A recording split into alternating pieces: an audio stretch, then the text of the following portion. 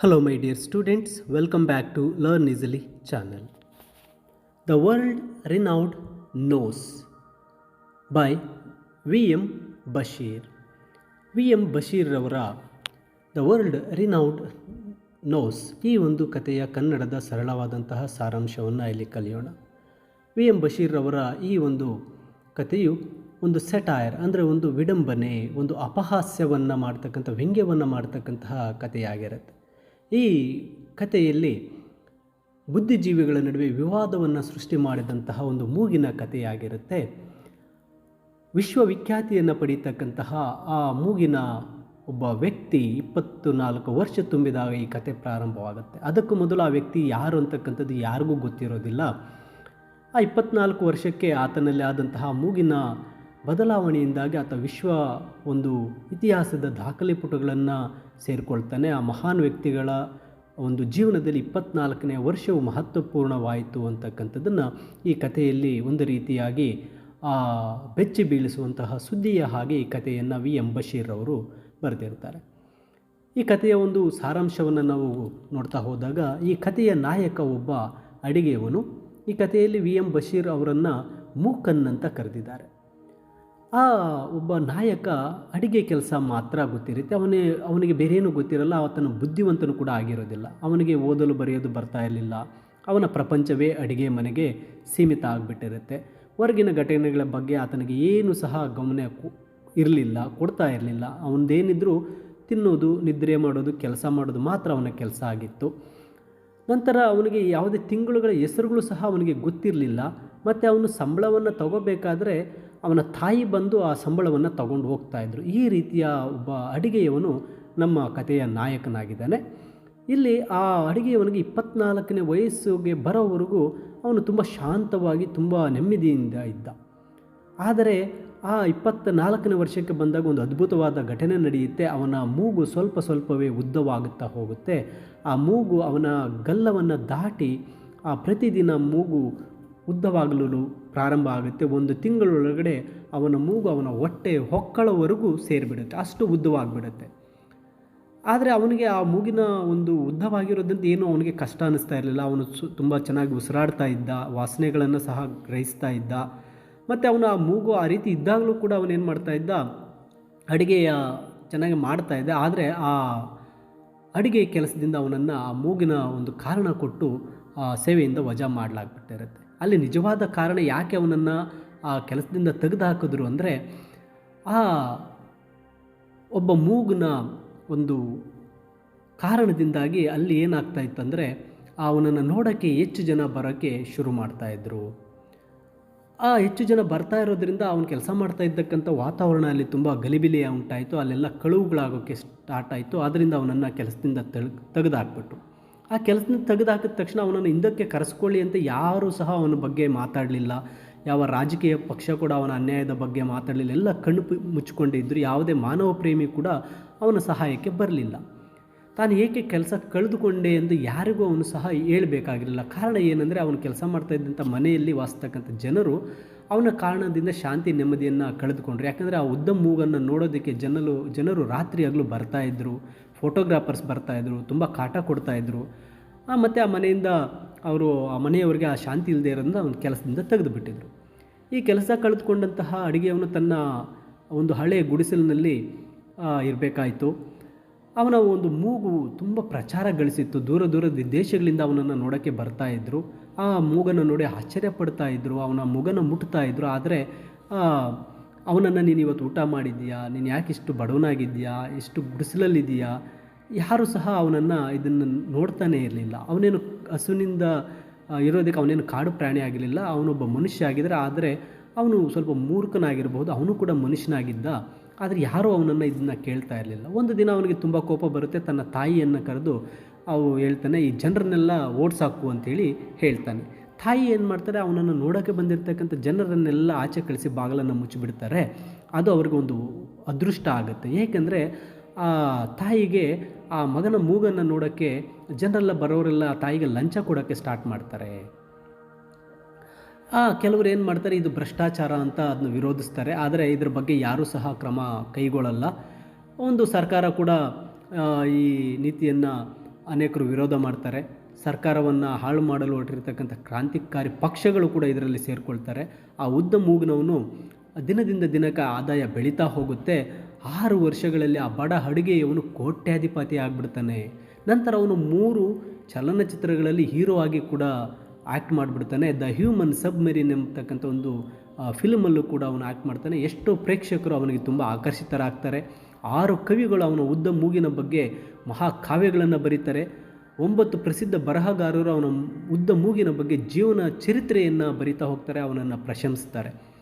ಅವನು ರಾಜವಂಶದ ನಿವಾಸವು ಎಲ್ಲರಿಗೂ ತೆರೆದ ಅತಿಥಿ ಗೃಹ ಆಗುತ್ತೆ. ಅವನು ದೊಡ್ಡ ಸಾಹುಕಾರ ಆಗಿಬಿಡ್ತಾನೆ. ಅಲ್ಲಿ ಬರ್ತಕ್ಕಂಥ ಎಲ್ಲರಿಗೂ ಸಹ ಯಾವುದೇ ಸಮಯದಲ್ಲಿ ಬಂದರೂ ಊಟ ಕೊಡುವಷ್ಟು ಅವನು ಸಾಹುಕಾರ ಆಗಿಬಿಡ್ತಾನೆ. ಅವನಿಗೆ 2 ಅಸಿಸ್ಟೆಂಟ್ಗಳಿರ್ತಾರೆ. ಅವರಿಬ್ಬರು ಆ ಉದ್ದ ಮೂಗಿನ ಅಡುಗೆಯವನನ್ನು ಪ್ರೀತಿ ಮಾಡ್ತಾ ಇರ್ತಾರೆ. ಅವರಿಬ್ಬರು ಅವನನ್ನು ತುಂಬ ಪೂಜಿಸ್ತಾ ಇರ್ತಾರೆ. ಒಂದೇ ಸಮಯದಲ್ಲಿ ಇಬ್ಬರೂ ಸಹ ಆ ಸುಂದರ ಹೆಣ್ಣು ಮಕ್ಕಳು ಒಂದೇ ವ್ಯಕ್ತಿಯನ್ನು ಪ್ರೀತಿಸ್ತಾ ಇದ್ದಾಗ ಅಲ್ಲಿ ತೊಂದರೆ ಆಗೋದು ತುಂಬ ಗ್ಯಾರಂಟಿ ಇರುತ್ತೆ. ಅದು ಸೇಮ್ ಈ ಉದ್ದ ಮೂಗಿನ ಜೀವನದಲ್ಲಿ ಕೂಡ ಒಂದು ತೊಂದರೆಗಳು ಬರುತ್ತೆ. ಇಲ್ಲಿ ಜನರು ಕೂಡ ಆ ಉದ್ದ ಮೂಗಿನನ್ನು ಪ್ರೀತಿಸ್ತಾ ಇದ್ದರು. ಅವನ ಮೂಗು ಒಕ್ಕಲಿನವರೆಗೂ ತಲುಪ್ತಾ ಇತ್ತು. ಅದೊಂದು ರೀತಿ ಶ್ರೇಷ್ಠ ಅಂತ ಅಂದ್ಕೋತಾ ಇದ್ದರು. ಈ ರೀತಿ ಇರಬೇಕಾದ್ರೆ ಹಲವಾರು ಪತ್ರಿಕೆಗಳು ಒಂದು ಕಮೆಂಟ್ಗಳನ್ನು ಪ್ರಕಟಿಸ್ತಾ ಇದ್ದರು. ಬೆಳಗ್ಗೆ 1 ಗಂಟೆಗೆ 10,000 ಮೈಲಿ ವೇಗದ ವಿಮಾನವನ್ನು ನಿರ್ಮಿಸಲಾಗಿದೆ. ಉದ್ದ ಮೂಗಿನವನು ಈ ಘಟನೆಯ ಬಗ್ಗೆ ಹೀಗೆ ಪ್ರತಿಕ್ರಿಯಿಸಿದ್ನೋ ಹಾಗೆ ಪ್ರತಿಕ್ರಿಯಿಸಿದ್ನೋ ಅಂತೇಳಿ ಆತ ಹೇಳೋದನ್ನೆಲ್ಲ ತುಂಬ ಅವನ ಬಗ್ಗೆ ಕಮೆಂಟ್ಸು, ಒಂದು ರಿಪೋರ್ಟ್ಸನ್ನು ಬರಿತಾ ಹೋಗ್ತಾ ಇರ್ತಾರೆ. ಮತ್ತು ಪ್ರಪಂಚದ ಅತಿ ಎತ್ತರದ ಶಿಖರವನ್ನು ಏರಿದ್ದಾರೆ ಅಂತ ಕೇಳಿದಾಗ ಜನರು ಕೇಳಿದ್ರು, ಇದರ ಬಗ್ಗೆ ಉದ್ದ ಮೂಗಿನವನು ಏನು ಹೇಳ್ತಾನೆ? ಯಾರಾದರೂ ಏನೇ ಘಟನೆ ನಡೆದರೂ ಈ ಉದ್ದ ಮೂಗಿನವನ ಒಂದು ಕಮೆಂಟ್ಸ್ ಬಗ್ಗೆ ಕೇಳೋ ಥರ ಅಷ್ಟು ಫೇಮಸ್ ಆಗಿಬಿಟ್ಟಿರ್ತಾನೆ. ಒಂದು ಘಟನೆ ಬಗ್ಗೆ ಏನನ್ನಾದರೂ ಹೇಳಿದ್ದಿದ್ದರೆ ಅದು ಅಮುಖ್ಯವಾಗಿತ್ತು. ಹೀಗಾಗಿ ಉದ್ದ ಮೂಗಿನವನು ಎಲ್ಲದರ ಬಗ್ಗೆ ಪ್ರತಿಕ್ರಿಯಿಸುವ ಒಂದು ನಿರೀಕ್ಷೆ ಇತ್ತು. ಯಾವುದೇ ಒಂದು ಘಟನೆ ನಡೀಲಿ, ಆ ಉದ್ದ ಮೂಗಿನ ವ್ಯಕ್ತಿ ಏನು ಹೇಳ್ತಾನೆ ಇದರ ಬಗ್ಗೆ, ಅದು ಚಿತ್ರಕಲೆ, ಗಡಿಯಾರ ವ್ಯಾಪಾರ, ಒಂದು ಸಂಸ್ಥೆಗಳು, ಎಲ್ಲದರ ಬಗ್ಗೆ ಇವನೇ ತುಂಬ ಫೇಮಸ್ ಆಗಿಬಿಟ್ಟಿರ್ತಾನೆ. ಇದೇ ಸಮಯದಲ್ಲಿ ಆ ಉದ್ದ ಮೂಗಿನವನನ್ನು ತಮ್ಮ ಕಡೆಗೆ ಸೇರಿಸ್ಕೊಳ್ಬೇಕು ಅಂತಕ್ಕಂತಹ ಒಂದು ಸಂಚನ್ನು ರೂಪಿಸಲಾಗತ್ತೆ. ಇಲ್ಲಿ ಮೊದಲನೇದಾಗಿ ಉದ್ದ ಮೂಗಿನವನನ್ನು ತಮ್ಮ ಕಡೆಗೆ ಸರ್ಕೋಬೇಕು ಅಂತೇಳಿ ಒಂದು ಸರ್ಕಾರ ಪ್ರಯತ್ನ ಮಾಡುತ್ತೆ. ಅದಕ್ಕೆ ಅವರು ಒಂದು ಕುತಂತ್ರವನ್ನು ಮಾಡ್ತಾರೆ. ಏನಪ್ಪ ಅಂದರೆ ಆ ಉದ್ದ ಮೂಗಿನವರಿಗೆ ಒಂದು ಬಿರುದನ್ನು ನೀಡಿ, ಆ ಒಂದು ಪದಕವನ್ನು ನೀಡಿ ಅವನನ್ನು ಆ ಸರ್ಕಾರದ ಕಡೆಯವರು ಸೇರಿಸ್ಕೋತಾರೆ. ಅಧ್ಯಕ್ಷರೇ ಉದ್ದ ಮೂಗಿನವನು ಅವನ ಒಂದು ಚಿನ್ನದ ಪದಕವನ್ನು ನೀಡ್ತಾರೆ. ಆ ಸರ್ಕಾರದ ಮುಖ್ಯ ಅಧ್ಯಕ್ಷ, ಪಕ್ಷದ ಅಧ್ಯಕ್ಷ ಆತನಿಗೆ ಒಂದು ಚಿನ್ನದ ಪದಕವನ್ನು ನೀಡಿ ಆತನನ್ನು ಏನು ಮಾಡ್ತಾರೆ, ತಮ್ಮ ಒಂದು ಸರ್ಕಾರಕ್ಕೆ ಸೇರಿಸ್ಕೊಳ್ತಾರೆ. ಅಷ್ಟರಲ್ಲಿ ದೇಶದ ರಾಜಕೀಯ ಪಕ್ಷಗಳು ತುಂಬ ಉತ್ಸಾಹದಿಂದ ಅವರು ಕೂಡ ಏನು ಮಾಡ್ತಾರೆ, ಆ ಉದ್ದ ಮೂಗುನ ಒಂದು ಜನರ ಹೋರಾಟಕ್ಕೆ ನಾಯಕತ್ವ ನೀಡಬೇಕು ಅಂತ ಹೇಳಿ ಅವನನ್ನು ಸಹ ಅವರು ಒಂದು ಸರ್ಕಾರಿ ಒಂದು ರಾಜಕೀಯ ಪಕ್ಷಕ್ಕೆ ಆತನನ್ನು ಸೇರಿಸ್ಕೊಳ್ಳೋಕ್ಕೆ ಮುಂದಾಗ್ತಾ ಹೋಗ್ತಾರೆ. ಇಲ್ಲಿ ಉದ್ದ ಮೂಗಿನವನು ತನ್ನದೇ ಆದ ಭಾಷೆಯಲ್ಲಿ ಹೇಳ್ತಾನೆ, ನಾನು ಯಾಕೆ ಪಕ್ಷಗಳನ್ನೆಲ್ಲ ಸೇರಬೇಕು, ನಾನು ತುಂಬ ಸುಸ್ತಾಗಿದ್ದೇನೆ ಅಂತ ಹೇಳ್ತಾನೆ. ನಾನು ಯಾವುದೇ ಪಕ್ಷಕ್ಕೆ ಸೇರೋದಿಲ್ಲ, ಹಾಗೆ ಹೀಗೆ ಅಂತ ಉದ್ದ ಮೂಗಿನವನು ಕೂಡ ಒಂದು ರೀತಿ ಭಾಷಣಗಳನ್ನು ಹೇಳ್ತಾನೆ. ಆತ ಏನು ಮಾಡ್ತಾನೆ, ತನ್ನ ಒಂದು ಅಸಿಸ್ಟೆಂಟ್ಗಳನ್ನು ಕೇಳ್ತಾನೆ, ನಾನು ಯಾವ ಪಕ್ಷಕ್ಕೆ ಒಂದು ಸೇರಬೇಕು ಅಂತ ಕೇಳಿದಾಗ ಅವರು ಕೂಡ ನೀವು ಯಾಕೆ ಸೇರಬೇಕು ಅಂತ ಹೇಳ್ತಾ ಇರ್ತಾರೆ. ಅಷ್ಟರಲ್ಲಿ ಒಂದು ರಾಜಕೀಯ ಪಕ್ಷ ಏನು ಮಾಡುತ್ತೆ, ಆ ಒಂದು ಉದ್ದ ಮೂಗಿನವನ ಪಕ್ಷವೇ ಜನರ ಪಕ್ಷ ಅಂತ ಘೋಷಣೆ ಕೂಗ್ಕೊಂಡು ಆ ಜನರನ್ನೆಲ್ಲ ಕೆರಳಿಸ್ಕೊಂಡು ಏನು ಮಾಡ್ತಾರೆ, ಆತನನ್ನು ತಮ್ಮ ಪಕ್ಷಕ್ಕೆ ಸೇರ್ಕೊಳ್ಳೋಕ್ಕೆ ಬರ್ತಾರೆ. ಆ ಪಕ್ಷದವ್ರು ಏನು ಮಾಡ್ತಾರೆ, ಅವನ ಅಸಿಸ್ಟೆಂಟ್ಗಳಲ್ಲಿ ಒಬ್ಬರನ್ನು ಹಿಡ್ಕೊಂಡು ಅವನ ಮೂಗಿನ ವಿರುದ್ಧ ಒಂದು ಹೇಳಿಕೆಯನ್ನು ನೀಡುವಂತೆ ಹೇಳ್ತಾರೆ.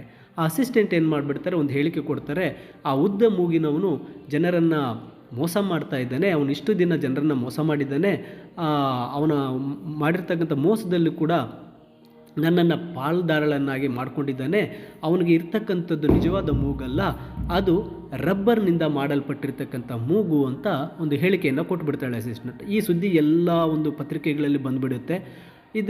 ಜನರು ಇದಕ್ಕೆ ಸುಮ್ಮನೆ ಇರಲ್ಲ. ಜನರೆಲ್ಲ ತುಂಬ ಉದ್ದ ಮೂಗಿನವನ್ನು ಒಂದು ಹೀರೋ ಥರ ಇಟ್ಕೊಂಡಿರ್ತಾರೆ. ಅವರು ಏನು ಮಾಡ್ತಾರೆ, ಎಲ್ಲ ಕಡೆಯಿಂದ, ಪ್ರಪಂಚದ ಎಲ್ಲ ಕಡೆಗಳಿಂದ ದೂರವಾಣಿ ಕರೆಗಳು, ಪತ್ರಗಳು, ಈ ರೀತಿ ಎಲ್ಲವೂ ಸಹ ಅವನ ಮೇಲೆ ಬರುತ್ತೆ. ಉದ್ದ ಮೂಗಿನವನು ರಬ್ಬರ್ ಮೂಗಿಗೆ ವಿನಾಶ, ಮತ್ತು ಉದ್ದ ಮೂಗು ಪಕ್ಷಕ್ಕೆ ಧಿಕ್ಕಾರ, ಕ್ರಾಂತಿಗೆ ಜಯವಾಗಲಿ ಅಂತೇಳಿ ಜನರೆಲ್ಲ ಅವನ ಬಗ್ಗೆ ರೊಚ್ಚಿಗೆದ್ದು ಬಿಡ್ತಾರೆ. ಉದ್ದಮ್ ಮೂಗಿನವರು ಆ ವಿರೋಧ ಪಕ್ಷ ಈ ಹೇಳಿಕೆ ಹೊರಹಾಕಿದ್ದಕ್ಕೆ ವಿರೋಧ ಪಕ್ಷದವರು ಈ ರೀತಿ ಒಂದು ಹೇಳಿಕೆ ಕೊಟ್ಟಿರೋದ್ರಿಂದ ಈ ಸರ್ಕಾರದ ಪಕ್ಷ ಏನು ಮಾಡುತ್ತೆ, ಇನ್ನೊಬ್ಬ ಕಾರ್ಯದರ್ಶಿಯನ್ನು ಇಟ್ಕೊಂಡು ಅವರ ಕಡೆಯಿಂದ ಒಂದು ಸ್ಟೇಟ್ಮೆಂಟನ್ನು ಕೊಡ್ತಾರೆ. ಅವರ ಸ್ಟೇಟ್ಮೆಂಟಲ್ಲಿ ಪ್ರಿಯ ಬಾಂಧವರೇ, ನಾಗರಿಕರೇ, ಆ ಅಸಿಸ್ಟೆಂಟ್ ಹೇಳಿರ್ತಕ್ಕಂಥದ್ದು ಸುಳ್ಳು. ಅವಳು ನಮ್ಮ ನಮ್ಮ ಒಬ್ಬ ಹೀರೋ, ನಮ್ಮ ಉದ್ದಮ್ ಮೂಗಿನವರ ಒಂದು ಸಂಪತ್ತನ್ನು ಇವುಗಳನ್ನೆಲ್ಲ ಪಡ್ಕೋಬೇಕಂತ ಪ್ರಯತ್ನ ಪಡ್ತಾ ಇದ್ಲು. ಆದರೆ ಅದು ಆಗಲಿಲ್ಲ. ಅದಕ್ಕಾಗಿ ಅವಳು ವಿರೋಧ ಪಕ್ಷದಲ್ಲಿ ಸೇರಿಕೊಂಡು ಈ ರೀತಿ ಸುಳ್ಳು ಸುದ್ದಿಯನ್ನು ಹಬ್ಬಿಸಿದ್ದಾಳೆ. ನಮ್ಮ ಉದ್ದಮ್ ಮೂಗಿನವರಿಗೆ ಯಾವುದೇ ರೀತಿ ರಬ್ಬರ್ನಿಂದ ಆಗಿಲ್ಲ, ಅದು ನಿಜವಾದಂತಹ ಉದ್ದಮ್ ಮೂಗು ಅಂತ ಹೇಳಿ ಒಬ್ಬ ಇನ್ನೊಂದು ಕಾರ್ಯದರ್ಶಿ ಏನು ಮಾಡ್ತಾಳೆ, ಮುಖಾಂತರ ಒಂದು ಸ್ಟೇಟ್ಮೆಂಟನ್ನು ಕೊಡಿಸ್ತಾರೆ. ಈಗ ಜನರ ಮನಸ್ಸಲ್ಲಿ ಒಂದು ರೀತಿ ಗೊಂದಲ ಹೇಳ್ಬಿಡುತ್ತೆ. ಅವರೆಲ್ಲ ಏನು ಮಾಡ್ತಾರೆ, ಈ ಸರ್ಕಾರದ ಅಧ್ಯಕ್ಷರನ್ನು ಒಂದು ಕಂಪ್ಲೇಂಟ್ ಮಾಡೋಕ್ಕೆ ಶುರು ಮಾಡ್ತಾರೆ. ಇದು ಮೂರ್ಖ ಸರ್ಕಾರ, ಜನರು ವಂಚಕನಿಗೆ ಉದ್ದಮ್ ಮೂಗಿನ ಮುಖ್ಯಸ್ಥ ಎಂಬ ಬಿರುದನ್ನು ನೀಡಿದ್ದಾರೆ, ಅವನಿಗೆ ಚಿನ್ನದ ಪದಕ ನೀಡಿದ್ದಾರೆ, ಈ ಸರ್ಕಾರ ಸರಿ ಇಲ್ಲ, ಹಾಗೆ ಹೀಗೆ ಮಂತ್ರಿಮಂಡಲದಲ್ಲಿ ರಾಜೀನಾಮೆ ನೀಡಬೇಕು, ರಬ್ಬರ್ ಮೂಗಿನನ್ನು ಕೊಲ್ಲಬೇಕು ಅಂತ ಹೇಳಿ ಜನರೆಲ್ಲ ರೊಚ್ಚಿಗೇಳ್ತಾರೆ. ಅಧ್ಯಕ್ಷರು ಇದರಿಂದ ಕೋಪಗೊಳ್ತಾರೆ. ಒಂದು ದಿನ ಬೆಳಗ್ಗೆ ಅವ್ರು ಏನು ಮಾಡ್ತಾರೆ, ಸೇನೆ ಮತ್ತು ಯುದ್ಧದ ಟ್ಯಾಂಕರ್ಗಳನ್ನು ಆ ಬಡ ಉದ್ದಮ್ ಮೂಗಿನವನ ಮನೆ ಸುತ್ತುವರೆದು ಅವನನ್ನು ಅರೆಸ್ಟ್ ಮಾಡಿ ಕರ್ಕೊಂಡು ಹೋಗ್ತಾರೆ. ಕೆಲವು ಸಮಯದ ನಂತರ ಉದ್ದಮ್ ಮೂಗಿನ ಬಗ್ಗೆ ಯಾವುದೇ ರೀತಿ ಒಂದು ಸುದ್ದಿ ಇರೋದಿಲ್ಲ. ಜನರು ಅವನ ಅಸ್ತಿತ್ವವನ್ನು ಮರೆತು ತುಂಬ ಶಾಂತವಾಗಿರ್ತಾರೆ.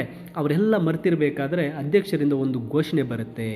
ಉದ್ದಮ್ ಮೂಗಿನವರ ಮುಖ್ಯಸ್ಥನಾಗಿರ್ತಕ್ಕಂತಹ ಈ ವ್ಯಕ್ತಿಗೆ ಒಂದು ವಿಚಾರಣೆ ಮಾರ್ಚ್ 9ರಂದು ನಡೆಯುತ್ತೆ. 48 ದೇಶಗಳ ಪ್ರತಿನಿಧಿಗಳು ಮತ್ತು ವೈದ್ಯರು ಅವನನ್ನು ಪರೀಕ್ಷೆ ಮಾಡ್ತದೆ. ವಿಶ್ವದ ಎಲ್ಲ ಪತ್ರಿಕೆಗಳು ಪ್ರತಿನಿಧಿಸಲ್ಪಡುತ್ತೆ. ವಿಚಾರಣೆಯನ್ನು ಚಿತ್ರೀಕರಣ ಮಾಡಲಾಗುತ್ತೆ. ಜನರು ಶಾಂತವಾಗಿರಬೇಕು ಅಂತ ಹೇಳ್ತಾರೆ. ಜನರೇ ಅವರು ಶಾಂತವಾಗಿರೋಕ್ಕೆ ಸಾಧ್ಯನೇ ಇಲ್ಲ. ಅಲ್ಲಿ ದೊಡ್ಡ ಸಂಖ್ಯೆಯಲ್ಲಿ ಜನರಲ್ಲಿ ಬರ್ತಾರೆ. ಮಹಾನಗರವೇ ಸೇರಿದಂತೆ ತುಂಬ ದೊಡ್ಡ ಒಂದು ಜನಸಾಗರ ಬರುತ್ತೆ. ಅವರೆಲ್ಲ ಹೋಟೆಲ್ಗಳಲ್ಲಿ ತುಂಬ್ಕೋತಾರೆ. ಒಂದು ಪಬ್ಲಿಕ್ ಟ್ರಾನ್ಸ್ಪೋರ್ಟ್ಗಳನ್ನು ಸುಟ್ಟಾಕ್ತಾರೆ. ಅವರು ಪೊಲೀಸ್ ಸ್ಟೇಷನ್ಗಳಿಗೆ ಬೆಂಕಿ ಇಕ್ತಾರೆ. ಅವರು ಸರ್ಕಾರ ಕಟ್ಟಡಗಳನ್ನು ನಾಶ ಮಾಡ್ತಾರೆ. ಮಾರ್ಚ್ 9ನೇ ತಾರೀಕು 11 ಗಂಟೆಗೆ ಅಧ್ಯಕ್ಷರ ಅರಮನೆ ಮುಂದೆ ಎಲ್ಲ ಜನಸಾಗರ ಸೇರಿರುತ್ತೆ. ಎಲ್ಲ ಕಡೆ ಮೈಕುಗಳು ಹೇಳ್ತಾ ಇರುತ್ತೆ, ಜನರು ಶಿಸ್ತಿನಿಂದ ಇರಬೇಕು, ಪರೀಕ್ಷೆ ಆರಂಭ ಆಗ್ತಾ ಇದೆ, ಅವರನ್ನು ಉದ್ದಮ್ ಮೂಗಿನವನನ್ನು ಟೆಸ್ಟ್ ಮಾಡ್ತಾ ಇದ್ದೇವೆ ಅಂತ ಅನೌನ್ಸ್ ಆಗುತ್ತೆ. ಇಲ್ಲಿ ಡಾಕ್ಟರ್ಗಳೆಲ್ಲ ಬರ್ತಾರೆ. ಅಧ್ಯಕ್ಷರು ಮತ್ತು ಸಚಿವ ಸಂಪುಟದಲ್ಲಿರ್ತಕ್ಕಂಥ ಸಚಿವರ ಮುಂದೆ ಆ ಉದ್ದಮ್ ಮೂಗಿನವನನ್ನು ಟೆಸ್ಟ್ ಮಾಡೋಕ್ಕೆ ಶುರು ಮಾಡ್ತಾರೆ. ಅಲ್ಲಿ ಆ ಡಾಕ್ಟರ್ ಏನು ಮಾಡ್ತಾರೆ, ಅವರ ಮೂಗಿನ ಹೊಳ್ಳೆಗಳನ್ನು ಟಚ್ ಮಾಡ್ತಾರೆ. ಮತ್ತು ಅವನ ಬಾಯಿಯನ್ನು ಅಗಲ ಮಾಡಿ ತೆಗೆದು ನೋಡ್ತಾರೆ. ಒಬ್ಬ ವೈದ್ಯ ಸೂಜಿಯನ್ನು ತಗೊಂಡು ಅವನ ಮೂಗಿನ ತುದಿಗೆ ಚುಚ್ಚುತ್ತಾರೆ. ಆ ಮೂಗಿನ ತುದಿಯಿಂದ ರಕ್ತ ಕಾಣಿಸ್ಕೊಳ್ಳುತ್ತೆ. ಇನ್ನೊಬ್ಬ ವೈದ್ಯ ಏನು ಮಾಡ್ತಾರೆ, ಆ ಮೂಗಿನ ಒಂದು ಹೊಳ್ಳೆಗಳನ್ನು ಮುಚ್ಚಿಟ್ಕೋತಾನೆ. ಆಗ ಅವನ ಕೈಯಲ್ಲಿ ಉಸಿರಾಡೋಕ್ಕಾಗದಿರೋ ಬಾಯಿಂದ ಉಸಿರಾಡ್ತಾನೆ. ಆಗ ವೈದ್ಯರೆಲ್ಲ ಏನು ಮಾಡ್ತಾರೆ, ಒಂದು ತೀರ್ಪನ್ನು ನೀಡ್ತಾರೆ. ಈ ಮೂಗು ನಿಜವಾಗಿದೆ. ಆ ಒಂದು ಲೇಡೀಸ್ ಅಸಿಸ್ಟೆಂಟ್ಗಳಲ್ಲಿ ಒಬ್ಬಳು ಸುಳ್ಳು ಹೇಳಿದ್ದಾರೆ, ರಬ್ಬರ್ ಮೂಗು ಅಂತ. ಆದರೆ ಇನ್ನೊಬ್ಬಳು ಹೇಳಿರ್ತಕ್ಕಂಥದ್ದು ನಿಜ, ಇದು ನಿಜವಾದ ಮೂಗು ಅಂತ ಹೇಳಿದಾಗ ಅವಳ ಅಸಿಸ್ಟೆಂಟ್ ಎರಡನೆಯವಳು ಅವನ ಉದ್ದ ಮೂಗಿಗೆ ಮುತ್ತನ್ನು ಇಕ್ತಾಳೆ. ನಂತರ ಉದ್ದಮ್ ಮೂಗಿನವನಿಗೆ ಜಯವಾಗಲಿ, ಮೂಗಿನ ಮುಖ್ಯಸ್ಥನಿಗೆ ಜಯವಾಗಲಿ, ಮೂಗಿನ ಪ್ರಗತಿಪರ ಜನರ ಪಕ್ಷಕ್ಕೆ ಜಯವಾಗಲಿ ಅಂತೇಳಿ ಎಲ್ಲರೂ ಕೂಗ್ತಾ ಇರ್ತಾರೆ.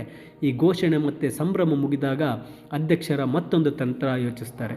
ಅವರ ಉದ್ದಮ್ ಮೂಗಿನವನನ್ನು ಸಂಸತ್ ಸದಸ್ಯನನ್ನಾಗಿ ನಾಮನಿರ್ದೇಶನ ಮಾಡಿರುತ್ತೆ.